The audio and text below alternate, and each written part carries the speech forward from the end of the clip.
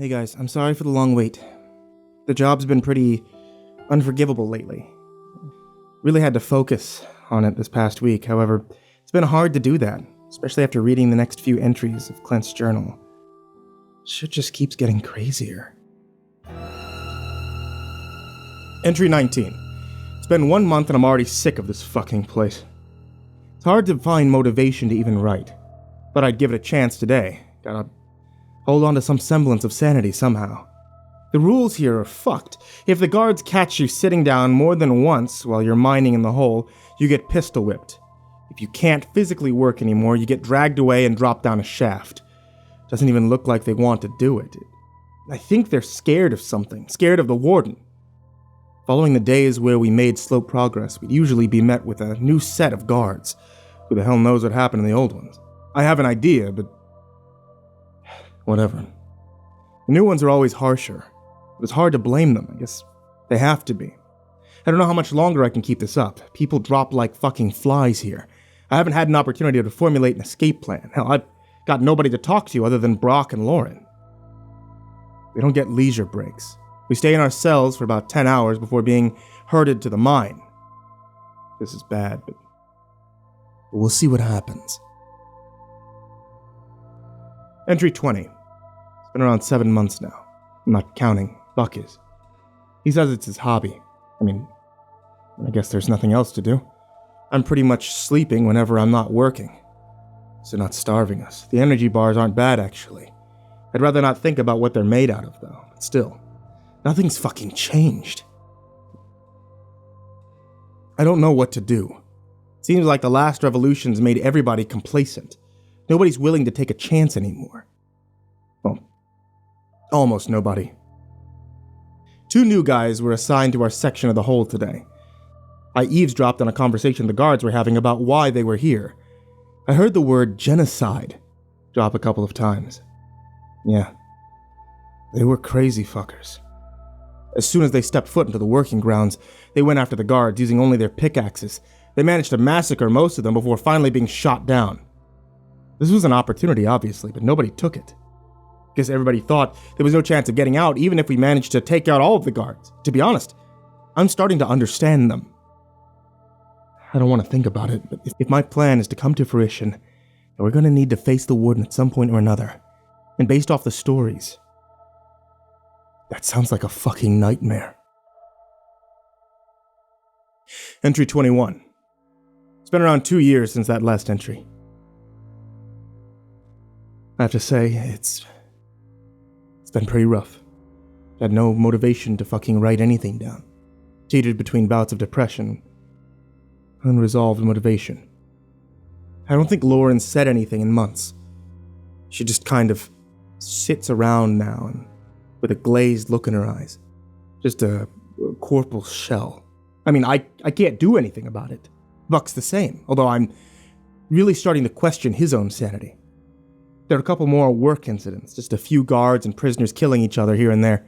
In spite of that, more and more prisoners seem to keep piling in. The mine's starting to get crowded. A lot of the newbies claim they don't even do anything. That the whole system's corrupt. I believe them. Morality seems to go out the window here, but something happened recently. One of the guys who worked near me, Jackman, found something. And apparently, it's what we've been digging for this whole time. You see, one of the few rules here is that if we find something that isn't pure rock, we were supposed to hand it over to the guards. Usually, there would be no way around this. They checked all of our pockets before we were done with our shifts. However, pretty obvious that the guards themselves don't really want to be here either. In fact, all of them are forced into it. Mere prisoners themselves. Smoker was one of them. It wasn't his real name, but you'd rarely see him without a dart dangling from his mouth. It was one of the few guard privileges. The name kind of caught on. Anyway, years ago, he and Jackman came into a secret agreement. If Jackman ever found anything, he would be the first one to search him. You see, Smoker had inside knowledge, being here for decades. He knows what we were digging for, why the hell this prison even exists, all that shit. And he doesn't want any part of it anymore. But he can't leave. I started talking to Jackman a few weeks ago. We worked so close to each other that we'd sneak in conversations whenever the guards were out of earshot. Eventually, we both came to the conclusion that we were after the same thing. Freedom. Albeit, Jackman's been here much longer than I have. He's a bit hungrier.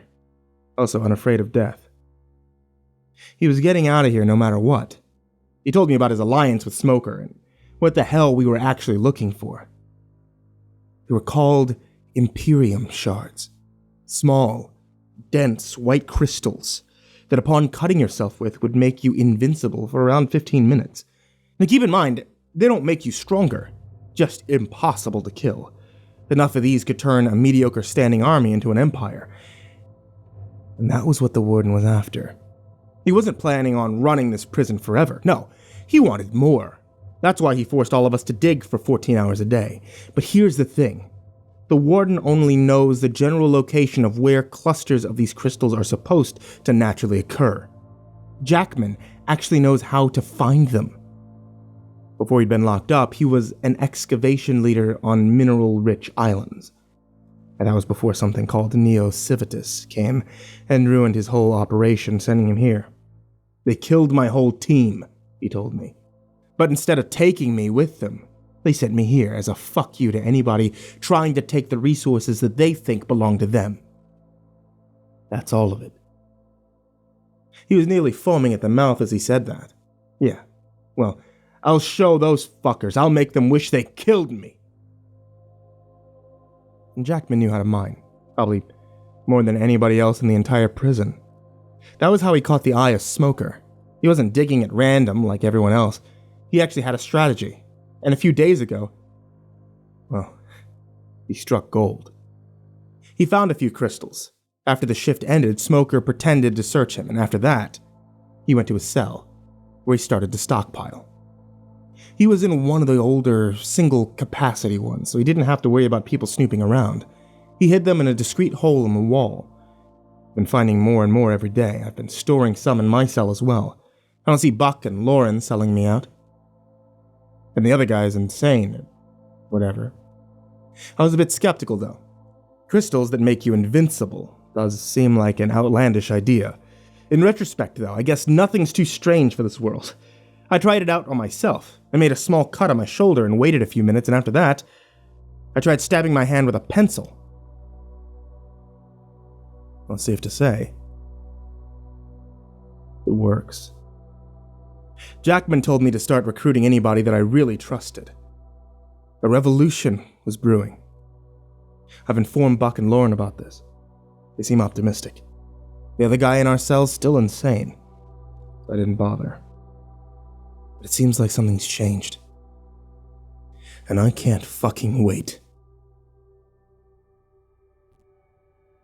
Entry 22. It's been about 6 months. Our little group's grown to about 80. Most of the guards in our section are even in on it, through Smoker's persuasion. And in addition, we've mined more of those crystals than we know what to do with. It's just a matter of time now. Entry 23. It's been 3 more months. We've got 600 in on this now. We've pretty much convinced everybody in our mining section, and they've gone and convinced their cellmates. All the guards are now part of it as well. There's some warden loyalists, of course. All we had to do was get rid of them until we found suitable replacements, however. We're going to need to act quickly. The original plan was to get 1,000 or more people from all around the prison, but we seem to be drawing a lot of suspicion. We can't just kill all the guards who are here voluntarily and hold allegiance to the warden. There's too many of them. They're getting antsy. Some cells have already been searched. They haven't found any of the smuggled shards yet, but there's no way in hell that I can hide all the ones that I have if they search mine. We'll cross that bridge when we get there. Entry 24. A few more weeks have passed, but we can't afford to keep going. Jackman got searched yesterday. Of course, there was no way he was hiding all the shards, so he just killed the 2 guards and stuffed them under his bed. They had to create a quick plan, and at this point, we've gotten at least 800 people ready for this. We had to create an impromptu plan. It's happening tomorrow. Once the guards come around, unlock our cells, and start leading us to the hole, we strike. If they're loyalists, we kill them. If they also want out, well, and the more the merrier. And after that, we'll start making our way towards the surface. The elevators will probably get shut down, as they did during the last revolution. We have to use the stairs. I estimate there's about 30 floors above ours. Shouldn't be a problem, though. And according to the guards, a bunch of planes and boats on the surface of the main entrance, and we can use those to get the hell out of here. Where we're going next, I don't know. It's baby steps, huh? As for the warden, he can't take all of us, especially if we have these shards. The last revolution was also considered smaller than this one, but maybe I'm being optimistic. I guess we'll find out soon. Even if I don't make it out alive, at least I wouldn't have died complacent, rotting away in this shithole. At least I'll have done something interesting. Entry 25. Well, that was fucked. If I sound a bit discombobulated, it's because my whole body hurts right now. I can barely move. Anyhow, the plan didn't really go the way that we expected it to. Let me explain. It all started during the middle of the night. I woke up in the dark to gunshots being fired off somewhere near us. That's when I heard our locks being opened. As it turned out, the suspicion had reached a boiling point. They decided to do a thorough search in all the rooms.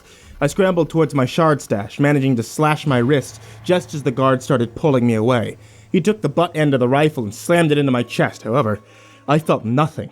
From the solitary, dim, flickering light bulb above, I could make out his face, one of pure shock. He shot at me a couple of times before I managed to disarm him. The other guard just ran away, and I looked back to see Buck and Lauren waking up from the commotion. It was now or never. We filled our pockets to the brink with the shards before heading out. As soon as we did, the lights came on. The war had officially started. I watched as guards got tossed around and executed by new, invulnerable prisoners.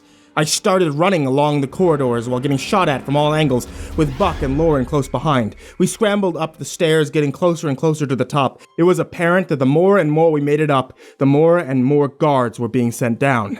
And that's when I realized something. We could handle groups of 2 or 3 or 4 of them, but not an entire army. We'd get overwhelmed eventually. I picked up a rifle just in case. I think we made it up about 20 sets of stairs before we were met with the fucking cavalry. The corridor was congested with about 6 of those armored guards that me and Lauren saw when we first landed on Ghost Hazard. It's fucking hell, I remember Buck saying. What are they supposed to be?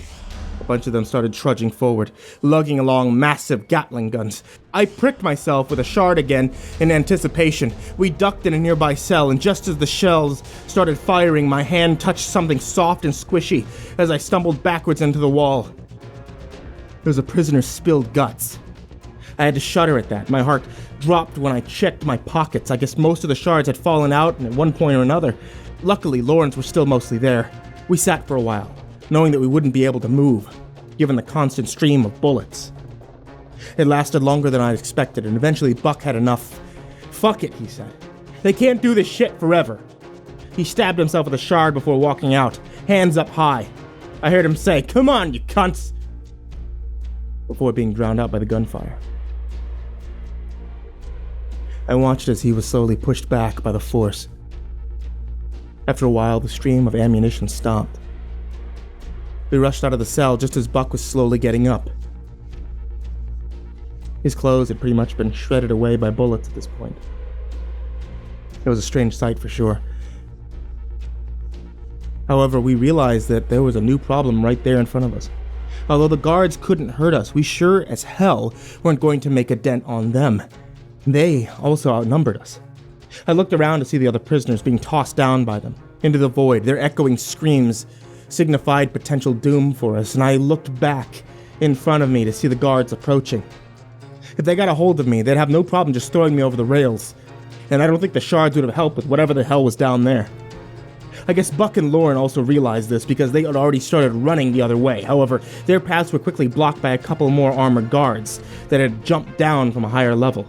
To be honest with you, I thought we were goners right there and then. I didn't see a way out of it. We backed into another cell right as the guards closed in on us. I was considering slitting my throat just to avoid whatever the hell was down in that pit when I realized that I couldn't. I'd cut myself with a shard mere moments ago. I just closed my eyes in preparation. I felt myself move forward a bit before being shoved to the ground. I opened them in confusion. One of the guards had dragged the other that was pulling me and pushed him over the rails. I watched as he went after the others. It was a guard-on-guard fight. I didn't move for a while. I was just too stunned. And eventually, one of the guards stumbled back into the cell where we were. He looked at us, panting heavily. It was Smoker. There was blood running down his face. Shard ran out. This isn't gonna work, he uttered out. We gotta get the hell out of here. At that, I snapped out of my trance. All of us got up and started booking it down the corridor. Took a quick glance behind to see 2 armored guards sprinting right at us, gaining ground every second. We reached the stairs sometime later, scrambling up to the next floor. We were nearly there when Lauren was dragged back down by her foot. I watched in horror as she was lifted up, ready to be tossed at any second, and that's when I heard a voice coming from above us. Get out of the way! I looked up. Kuntz was standing there. He looked half dead, with bloody wounds covering a good portion of his exposed skin. But despite that, he was holding what looked like a large fucking rocket launcher. I did what he said. I moved out of his shooting path. He fired it, stumbled back as he did, and the rocket made contact with the guard, who flew backward from the explosion right over the rails. The other one was close behind, meeting a similar consequence. Lauren was airborne, barely managing to catch onto the rail as she made her descent. She pulled herself up before screaming out in exasperation, "What the fuck?" She took some deep breaths before composing herself. We looked back up at Kuntz. He just gave us a bloody smile. Got any more of those crystals? Sure use one right now. We continued making our way up the floors. At this point, it was me, Buck, Lauren, Kuntz, and Smoker, who was still in the armor. As it turns out, he and a bunch of the other prisoners had managed to overpower one of the armored guards when they were still being sent down as singles. Unfortunately, Jackman died in the process. As for Kuntz, one of his cellmates had told him about the shards and gave him some weeks before the revolution. However, he quickly lost all of them when he was tackled by a mound of guards. Eventually, he fought them off, grabbed the launcher in the process. I looked upwards. We were about 4 floors to the surface, but it was still pretty much war. We sure as hell weren't in the clear. Luckily for us, the amount of armored guards had drastically thinned out. With Smoker paving a way for us, we kept running. At this point, we were running dangerously low on shards. It was the home stretch. We were almost out. However, I had this creeping feeling that wouldn't go away. This thing that just kept nagging at me deep down. I knew what it was. I looked at Smoker. There was definitely a look of frightened anticipation on his face. That's when it happened. A booming crash from the other side of the prison. It was the warden. Everyone had stopped to take in the massacre that was occurring some distance away from us. He was far enough away that I had to squint, but I could make out what he looked like. He towered over the regular prisoners. I think maybe 8.5 feet. Might have been an understatement. His skin was pale white. He had long, slicked back silver hair. His trench coat was bloody, sweeping along the floor as he moved. That was another thing. He was fast. I observed as he sliced through multiple prisoners simultaneously. He was wielding an extremely large sword that nearly resembled a butcher knife. Whatever prisoners that were invulnerable to the knife, he simply tossed into the blackness below. I snapped back to reality when the ground started shaking. I heard a deep, guttural roar coming from the chasm below.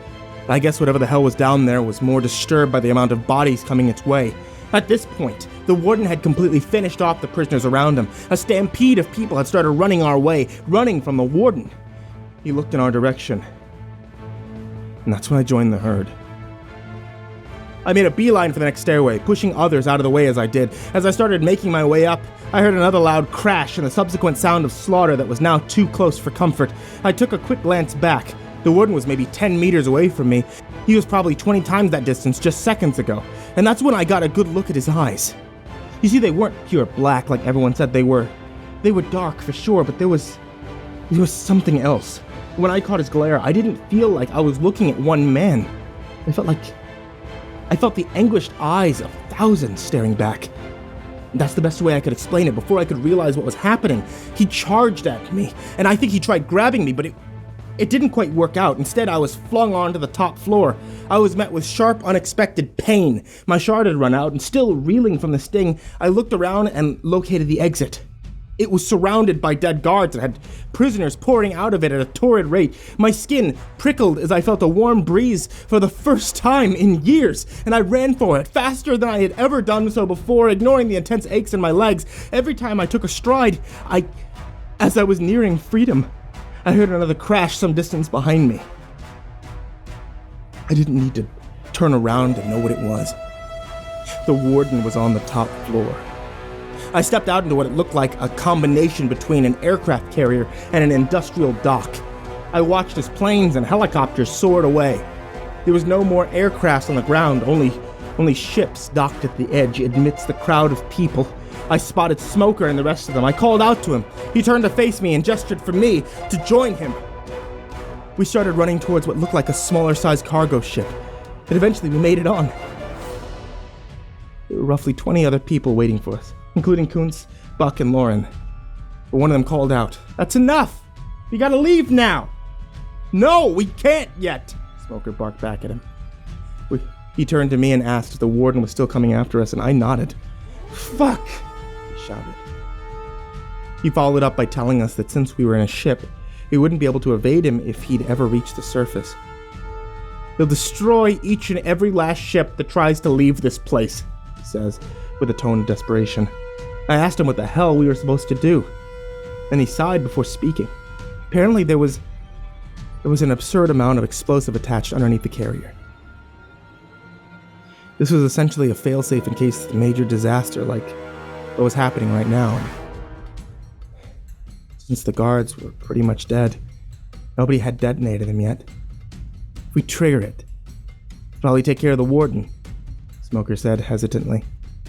I asked him how we were supposed to do that, and he pointed to a large bag of small objects resembling futuristic grenades. I should do the trick. All it takes is one person. At that moment, the warden burst out of the strip. All the prisoners that were still alive had pretty much escaped at that point, so he instantly turned his attention to us. "Fuck me," Smoker said under his breath. "Well, I guess this is it." He reached back for the bag of explosives, but they were gone. "It's all right, mate."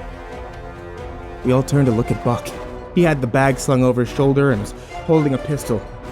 I was never much back on Earth, you know? He grinned at us. Least I can do is go out with a bang. He hopped off the ship. "You better get going, yeah? No need to thank me."